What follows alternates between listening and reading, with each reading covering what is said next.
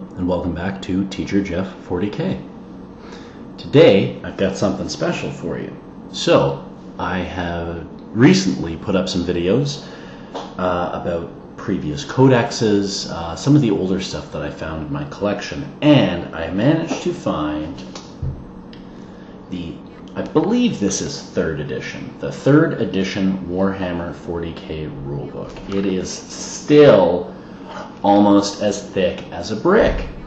So, to give you guys an idea, this guy is from,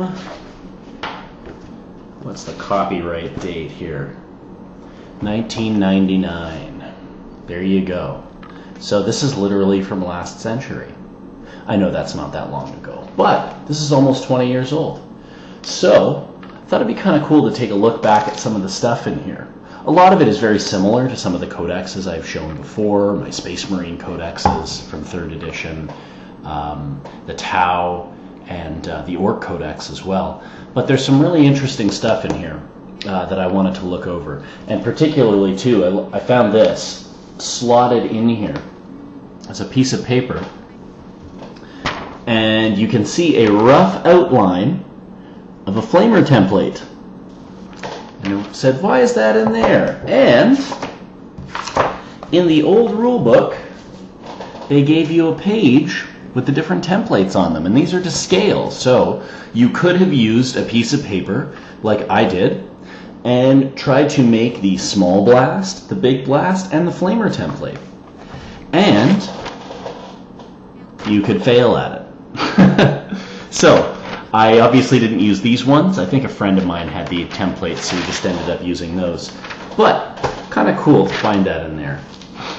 So yeah, this rule book was really interesting. One thing that really stuck out about this one is that there were basic army codexes for everyone inside this book.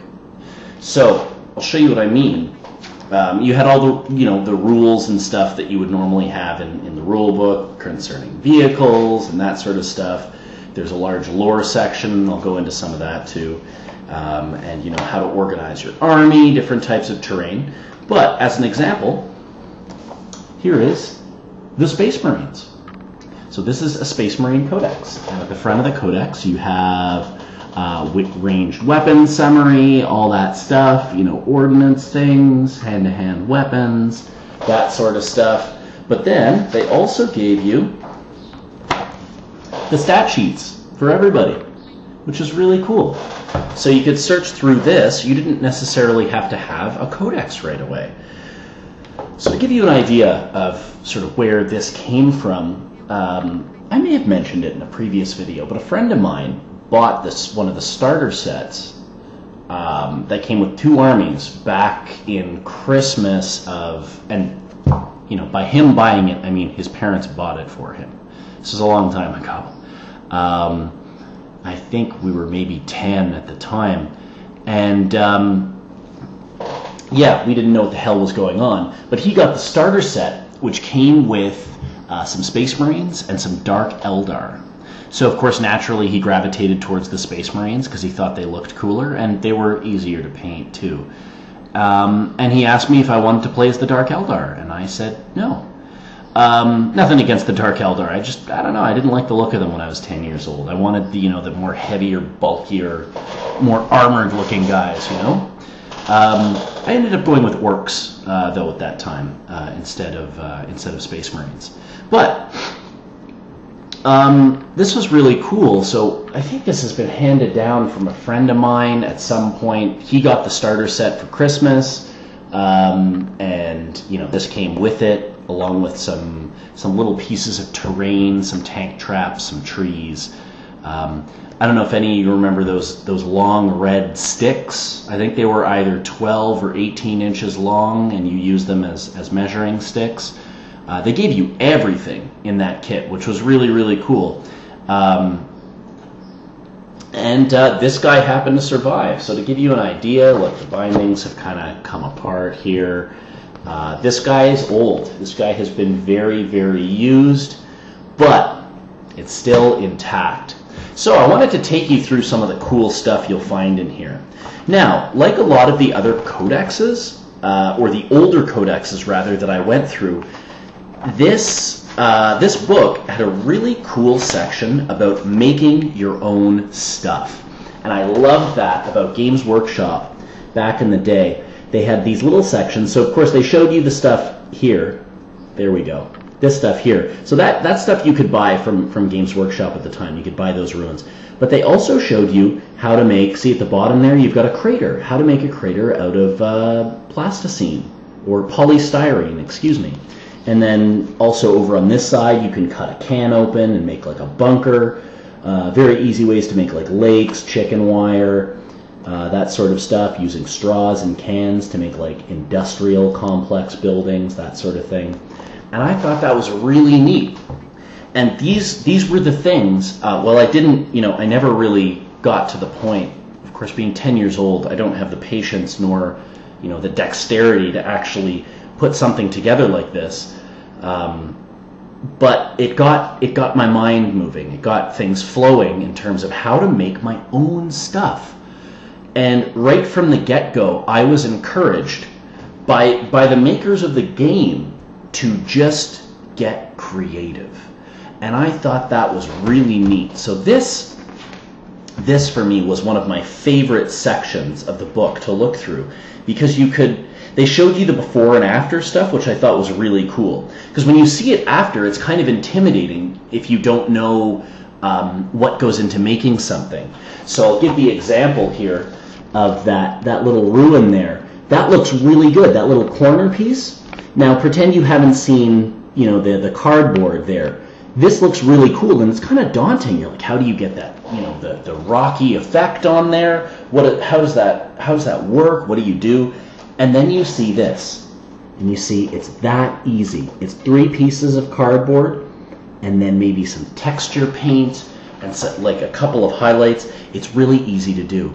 And seeing not necessarily a whole step-by-step process, but at least the before and after, really was a benefit to me as a sort of, I guess, junior wargamer, to look at that and think, okay, cool, like anyone can do this. This is not going to take up hours and hours and hours of my life.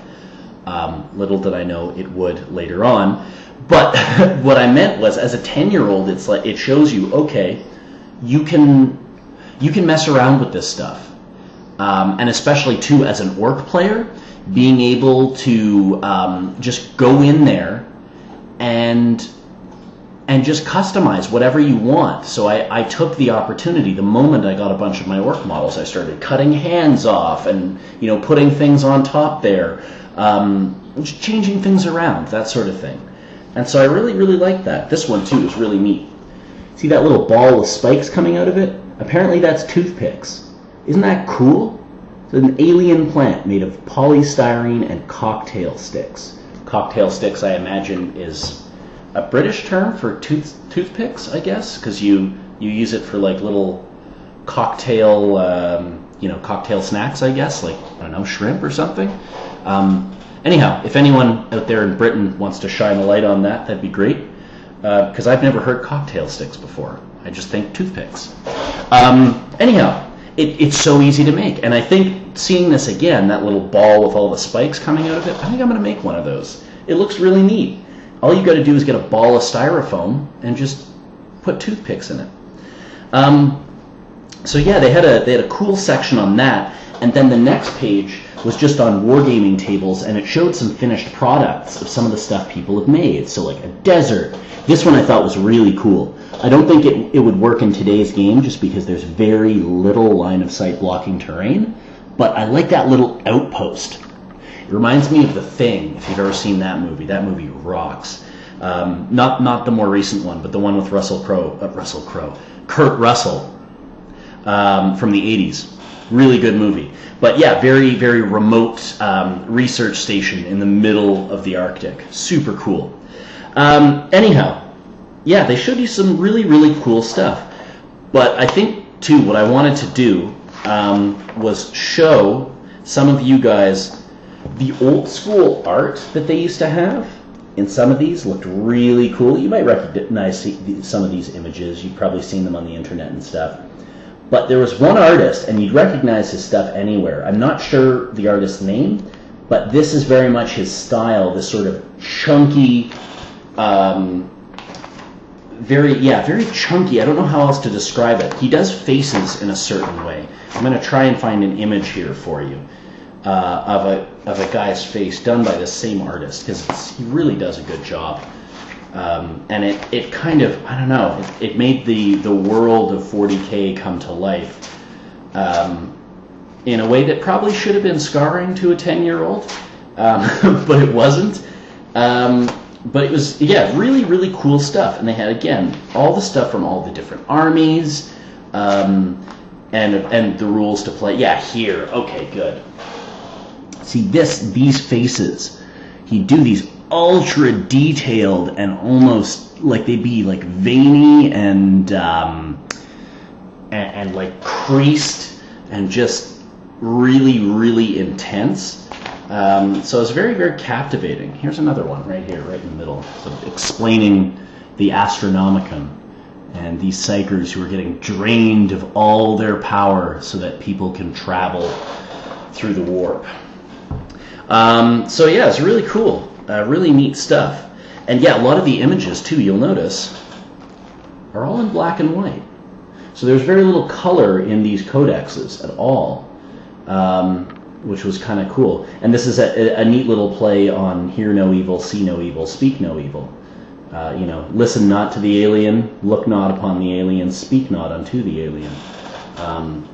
So a lot of this stuff stayed the same in terms of the lore, at least for the Imperium and what it's like, with the obvious exception of Gilliman and them coming back. There is, however, no mention in this book about Primarchs at all. At least not that I've noticed. I've skimmed through it and I've seen nothing. There might be a small mention in one of these little blocks. They have these tiny little sort of story time blocks, I guess. But yeah, really cool stuff. A description of the different type of worlds you may see in the Imperium: feral worlds, feudal worlds, death worlds, that sort of stuff, forge worlds. And some of the names that you might know, like for example, the Forge worlds, you've got Mars, obviously, but Lucius and Riza, and I'm pretty sure those are Forge worlds you can use as the Adeptus Mechanicus now, which, by the way, are not in here. A lot of you probably already know that, but for any new players, the Adeptus Mechanicus is a really new army, so not in here at all. This, too, this was super cool. So check this out.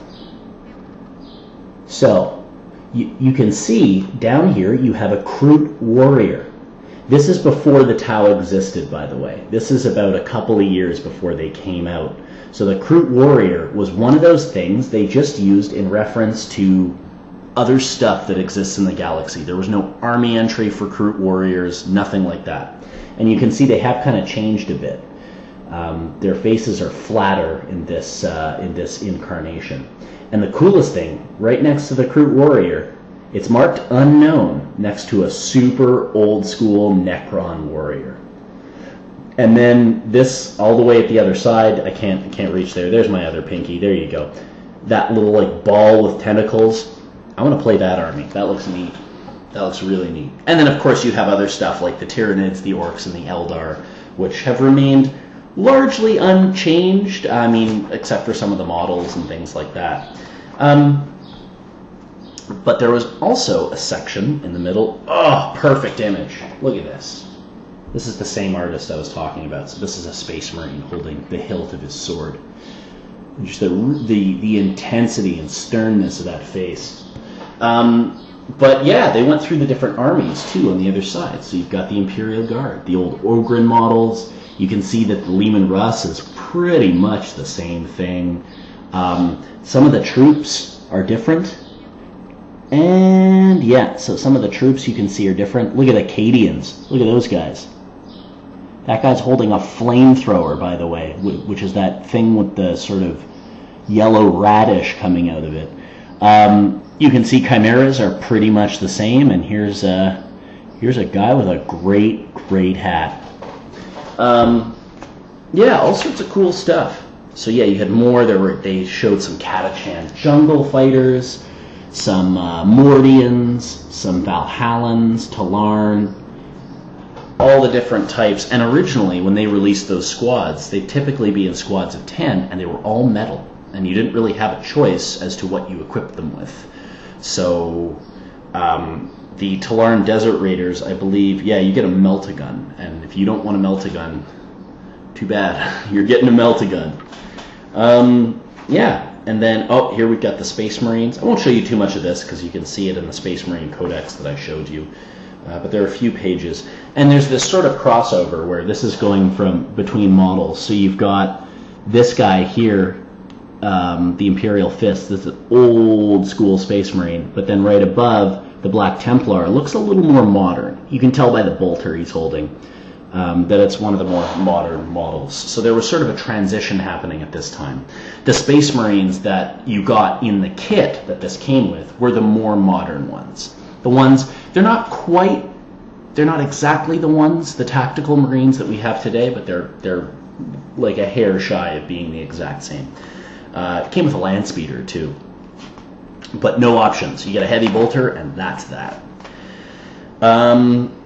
Then, yeah, you've got, a full page on the Sisters of Battle. I thought this would be kind of cool.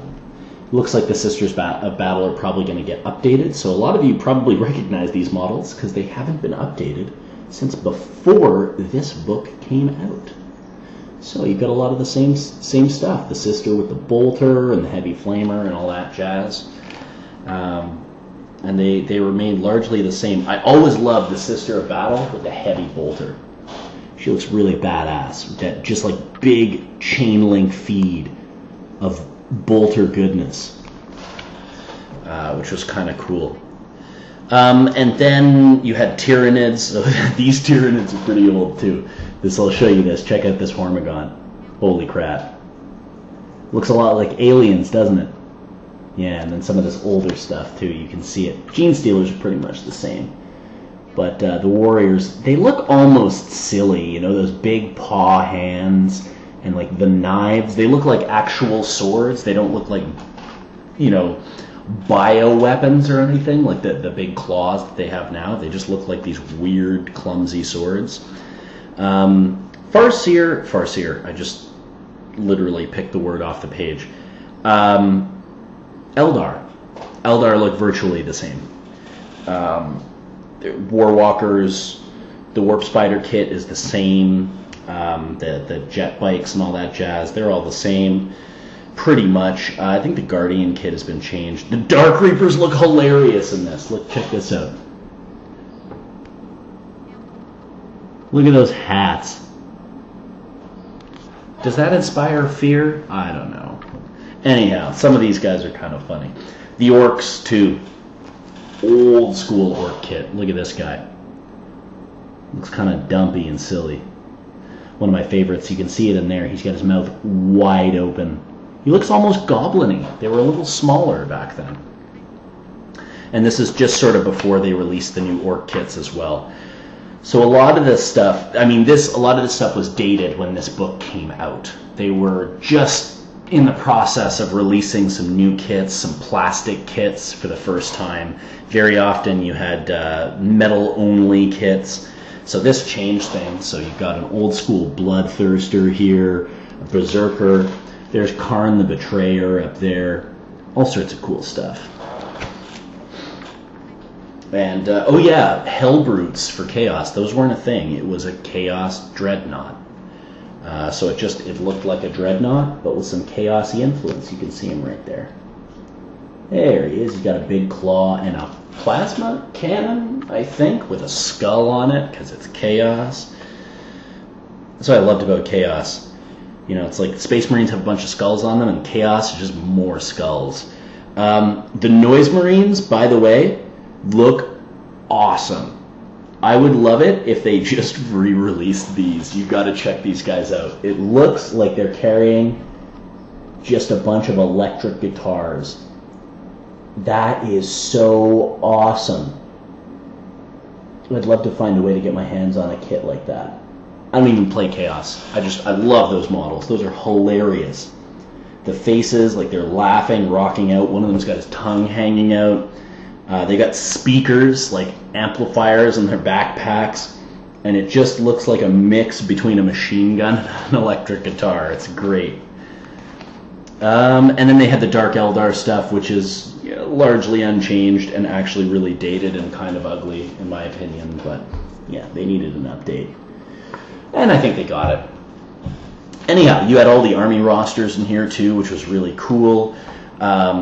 You had them take you through a mock game of 40K. So they had a game between, what was it? I think it was Eldar and Space Marines. There was a small game that they showed you turn by turn how everything went. Oh, this is a cool page. Oops. This. Weapons of the Imperium. This is just cool, fluffy lore stuff about how bolts work, plasma weapons, las weapons, melta weapons, and the assault cannon. Just cool little descriptions about how each of these work. It's kind of neat to go through that, and they had like the schematics and stuff for both weapons. I thought that was really cool. I'm trying to find that. I want to find that for you because it was a really neat. It's a really neat thing to look through to see how a game plays out once you've got everything set up. I believe it was right at the beginning, unless I'm totally mistaken. Yeah. Oh yeah, here we go. So they show you the two armies. So they've got an Eldar army, and they show you what's in it, and then they've got the Space Marine army down here, and they show you what's in that. And then turn by turn, you get to have a look at the map. So if you look there, you see like turn 1, you see how the Eldar move around, and all those little tiny explosion things shows like a dead model. And then turn 2 is down here, more dead models, more attacks, that sort of stuff. And sort of a play-by-play description of how the whole thing went down. Yeah, anyhow, I thought I'd just show you guys that. It's kind of a cool trip to show that there's a lot that's changed in terms of the models and obviously the rules. I'm not even going to go through that because it's ancient history at this point. But just to show you, a lot's changed, but there's a lot that stayed the same too. A lot of the same stuff. I mean, you have a lot of the same units in here. A lot of them are just new, either updated versions or stuff you already know. Looking through the Space Marines, Dreadnoughts, Vindicators, Whirlwinds, Predators, Land Raiders, Devastator squads, Attack Bikes, Land Speeders, Bike squads, Assault squads, Scouts, Rhinos, Razorbacks, Space Marine Tactical squads, Terminators, Assault Terminators, a Command squad. It's a lot of the same stuff, which was really, really cool. Not as fleshed out or as many weapon options as you have now, but a lot of it was pretty much the same. And a lot of the weapon profiles, even through different rule sets, have sort of remained the same, which was kind of neat. Librarian, Chaplain, different HQ choices, that sort of stuff. Anyhow, I just kind of wanted to show you guys that. Have a look at that. I thought that was kind of cool. And if anyone knows if there's any way for me to get my hands on some of those old school Noise Marines, I'd be very, very, very thankful. Anyhow, I hope you enjoyed this video, and thanks for watching.